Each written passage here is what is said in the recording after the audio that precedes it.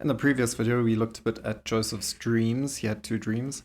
In this video, we are going to look a bit more at his clothes, because they are splendid.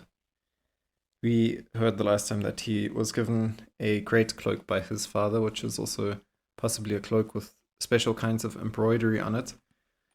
And Tamar, who comes up in 2 Samuel, the daughter of David, also is described as wearing similar clothes to Joseph. And there's another Tamar that comes up in the next chapter of Genesis, chapter 38, which I'm looking forward to getting to. That's a very interesting story. But today we are not looking at Tamar's clothes, but at Joseph's. And we hear that Joseph's brothers are out pasturing the flocks of their father, which is what they tend to do. And we've got this motif of the shepherds again. The shepherds are out in the fields. They are servants of a higher authority, of the authority of their father. We had this with Jacob when he was under Laban in one of the previous videos. They're said to be at Shechem, which the sons of Jacob have kind of conquered by violence. In the Rape of Wisdom video, you can find out more about that again. And then Jacob sends Joseph out to them, and he says, Joseph says, "Here I am," which is a sign of an obedient son. And Samuel, who is also a very messianic figure, like Joseph is as well, says something similar when God calls him. And so there's a very strong angelic character to Joseph's behavior here. He is sent out by the father as the son, the favored son. Even "this is my son in whom I am well pleased." So there's a lot of Christological pattern work going on here, and it can be recognized here. And he responds as the obedient son to the father and goes out to find, in a way, the lost sheep of Israel, his lost sons, who also aren't where they're supposed to be.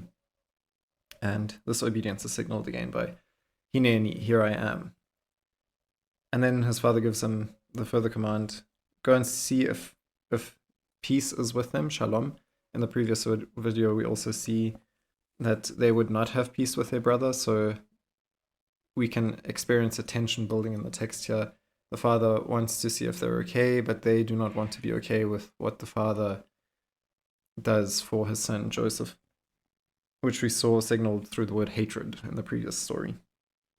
And he also wants to know if the flocks are doing well.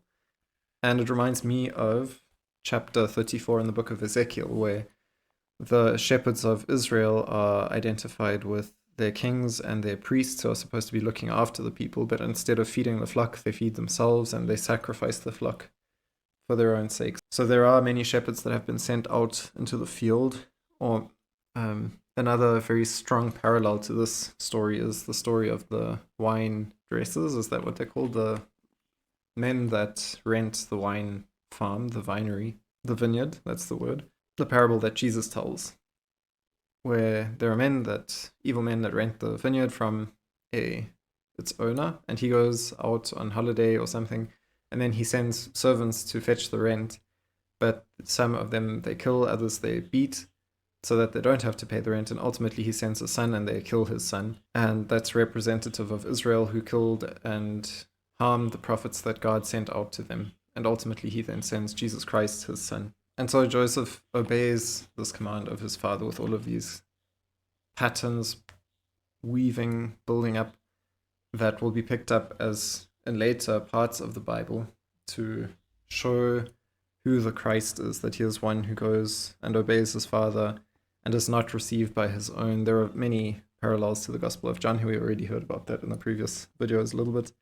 And he leaves the valley of Hebron, which is where the patriarchs traditionally dwelt, and where now his father is also allowed to dwell, and he goes out to Shechem, which is also a place of significance, as we saw in the story of Abraham. That's where he lives and where he has the covenant with the Hittites, I think, or the Hivites or something along those lines. And he finds, this is also very interesting, a man finds him, who is wandering. And the word in the Greek that's used there is planeo, I think, which means like wandering around aimlessly. And it's also used in the book of Jude to warn against false teachers who wander from one place to the next, and also in their spirits are restless, are wandering. So I don't know if in this case it's supposed to be a negative thing, but here is a wanderer, maybe a disguised angel or something along those lines, who then asks him, "Who are you seeking?" And what it reminds me of is Jesus in the garden. So I don't know if this is a Christological, a Christophany again in the Old Testament, where Christ gives Joseph the direction that will lead him first to a descent into the pit, literally, as we will see, and then later to his greatest ascent.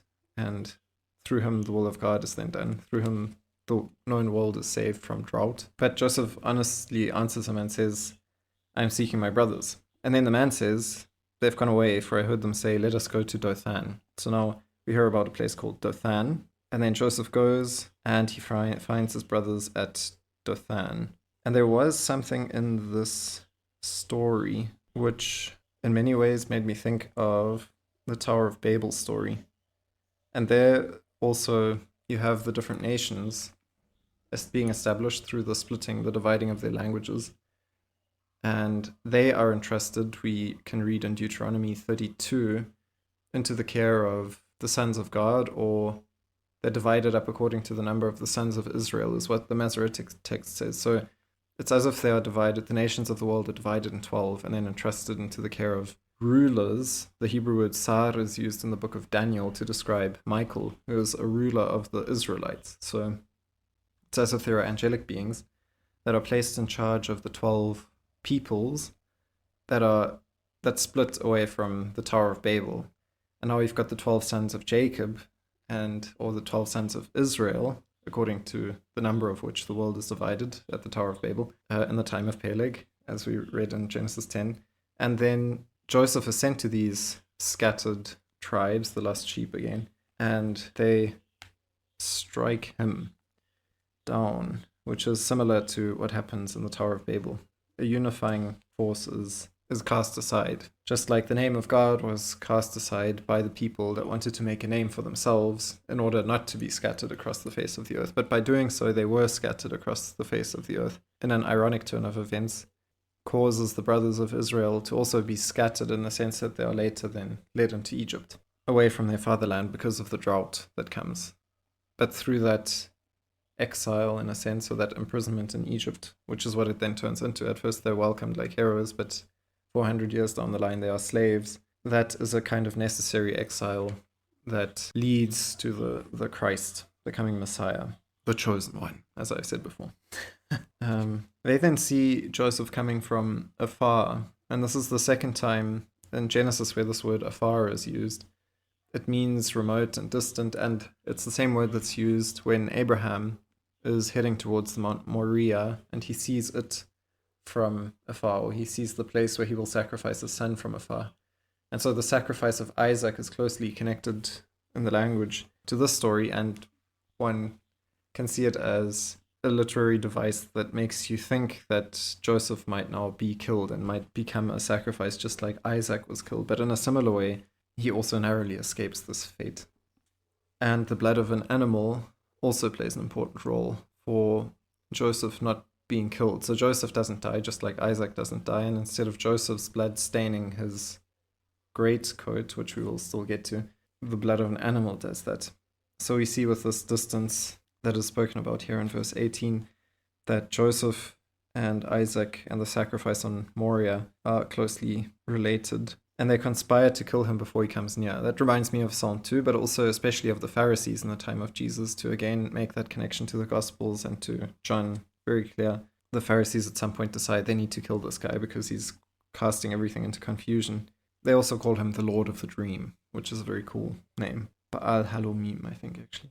Something along those lines. And they mock him for his dreams. They say, well, if we kill him and we say fierce animals killed him, ironically, they then would be the fierce animals. But if he were killed, then nothing would come of his dreams. But Reuben hears this, and in Reuben and Judah, we kind of see, I think, that the sons of Leah are slightly more inclined towards their half-brother than the sons of the concubines. And so in the story, at least, there seems to be a slight division between the sons of Bilhah and Zilpah and the sons of Leah and the sons of Rebekah. And Reuben suggests, don't kill him, don't lay your hand on him, don't shed his blood, because the life is in the blood, but rather throw him into this pit which has dried out. So he literally is thrown into the pit, in many ways similar to the grave into which Jesus is then laid It's a hole in the ground, and it's very reminiscent of the grave. And there's no water in it, so there's no life in it either. Nothing creative from which new things from which any life could sprout forth. But also he won't drown, so it's not overwhelming.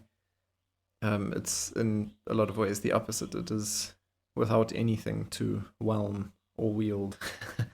And they raise their eyes, and it's a formulation that comes up quite often. So they're busy with their own plots and ploys, and all of a sudden they lift their head and they see another opportunity come along, namely the Ishmaelites, the descendants of Ishmael, who's the rival to Isaac in some ways, even though they seem to get along in the stories. And Esau's people have now also married into that people, and they are also connected in this passage to the Midianites. So the Midianites and the Ishmaelites are connected. They're the same. It seems to be synonymous in this case, and that will play an important role in the Exodus story, but we will still get there. So here in the movement into Egypt, and also in the movement away from Egypt, the Midianites will play a significant role, which is to say the Ishmaelites. And then they draw Joseph up out of the well and sell him to the Ishmaelites for 20 shekels of silver, which is reminiscent of Judas. Now, the one who's instigating all of this, so Reuben suggests they put him into the pit. They put him into the pit. Then Judah says, well, we could sell him when Reuben is away. And they take him out of the pit and they sell him. So it's the two sons of Leah that do this. And they both think, well, this is better than if we kill him, but then we're still rid of him. And Judah is therefore here also the one who betrays the messianic figure for some money. They make a profit, and it's the first time in Genesis that the word profit is used. So in the sense of making money, not in the sense of telling the future or whatever, or speaking God's word appropriately. So Judas and Judah are very closely tied to one another here and in the Gospels. And before they throw him into the pit, this was also something I wanted to speak about, they strip him of his robe, the robe of many colors that he wore, if it was of many colors, which is very reminiscent of the robe that Jesus is stripped of in the Passion account of St. John, where he also wears that long robe, which is very significant. It's one robe woven through and through from the top. This is kind of a foreshadowing of, or just is a foreshadowing of Christ's crucifixion of the Passion account, where Joseph is also stripped and thrown into the grave, thrown into death in many ways, by the sons of Israel who have plotted against him. So very much like the Pharisees and Jesus, that conflict that one sees there. And the main players who then lead to the salvation, unbeknownst to themselves, thinking that they can sort out the problem by their own works, are Reuben and Judah. And they do lead to salvation, but not in the way that they expected. So through them comes the salvation from the drought at the end of Genesis, but it is not a very intentional act. So they become instruments. And Joseph comments on this at the end of Genesis, where he says, what you have intended for evil, God has intended for good. The words that are used for Joseph's clothes, robes, here are also very significant within Genesis, because the words used remind us of Noah, who is covered, and the word that is used when he is covered by a robe, I think, is the word that describes Joseph being stripped. So it's as if the clothes of which Joseph is stripped are the clothes with which Noah is covered. Again, a very interesting thought. And then also in the previous section we looked at in the last video, the word that is used for his robe, for his cloak, is the same word that is used to describe the coat that God makes for Adam and Eve, the clothes that God makes for Adam and Eve out of animal skins in Genesis 3 in the Garden of Eden, when he covers them up. So Joseph's coat, of which he is stripped, is used in the beginning of the world to cover the sins of humanity, so that Joseph pays the price for the sins of humanity in a sense, which again is not Joseph literally, but Joseph as a type for Christ. Christ is the one who then literally does it. This is all coming together here in the language in a very nice way. Reuben then returns and he sees Joseph is where he left him, and then he tears his clothes and asks his brothers, what will I do now? The boy is gone. And they take Joseph's robe and they slaughter a goat again, and there the word seir is used, so now we've got explicit use of this word again, which comes up to describe that country into which Esau has moved and his people. With this blood, they cover up their own sins, their own falsehoods. And later on, Joseph legitimizes this cover up by basically saying, I forgive you, which doesn't make the things that they did wrong right, which is one way in which alone the power of God can overcome evil with his good. And if we try to do good ourselves, it generally isn't enough. Generally, we would want vengeance and justice. And I think that is what is supposed to be the norm, but in the church, we've been given the power to forgive sins. And that is the difference between the state and the church. The state has the obligation to use the sword to enact justice or to ensure that the boundaries are maintained for a good and healthy society, whereas the church has been given the office of the keys to forgive sins and to bind sins to those who are not repentant. So it's more a question of the heart and what a person's state of repentance looks like than a matter of maintaining boundaries in a society. They then bring the robes to their father, Jacob, and they say, please identify whether this is your son's robe, and he identifies it and says, it is my son's robe. Some fierce animal, and the word that's used there is hayara, so an evil creature or being, has devoured him, or life form is probably more accurate, and has without doubt torn Joseph into pieces. And then Jacob tears his garments as well, just like Reuben did, puts sackcloth on his loins and mourns for his son many days.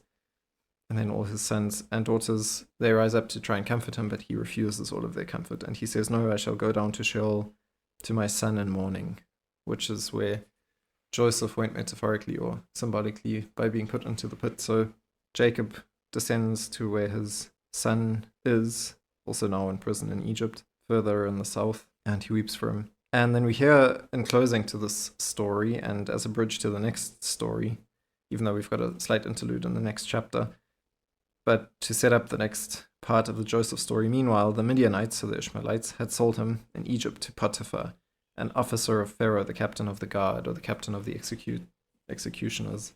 The chief executioner is how some might translate that. So that is chapter 37 completed. And the next chapter is a bit of a filler episode, but it fills out our lives with significance. It's not like isn't that like a cheesy way of putting it?